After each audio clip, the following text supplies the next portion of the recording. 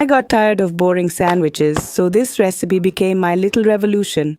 Take slices of bread and cut them into long strips of equal width. Like breadsticks, yes, but with a purpose. Heat a dry pan and place those strips apart, side by side, like soldiers ready to sacrifice for your happiness. Meanwhile, crack an egg, add a pinch of salt and a bit of ground pepper. Now I challenge you to answer this age-old question. How many eggs should one eat in a week?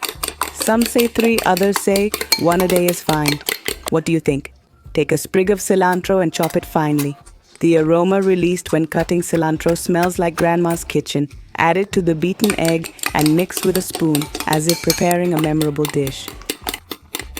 Now spoon that egg mixture over the bread strips. Take your time. Don't drench it all at once. This isn't cereal and milk. Let the egg cook. While that's happening, grate the mozzarella as if you'll savor that first bite yourself. Chop a cubanella and red pepper, or bell pepper as they say here, finely, as if size equals flavor. I wonder why some folks use a different cutting board for everything. It really doesn't make sense to me. And of course, don't forget the ham. Slice it super thin, or leave it whole if you prefer. But chopping it ensures every bite has a bit of everything. When the egg's set, it's the moment of truth. Flip it.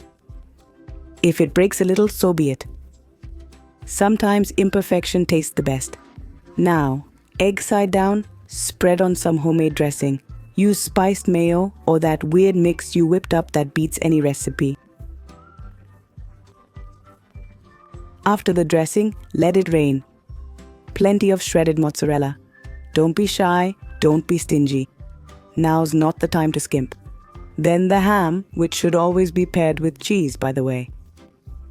Chilies for color and kick, and a dash of oregano for that homey, intentional, shared meal aroma.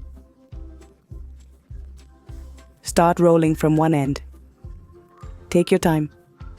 Be firm yet gentle.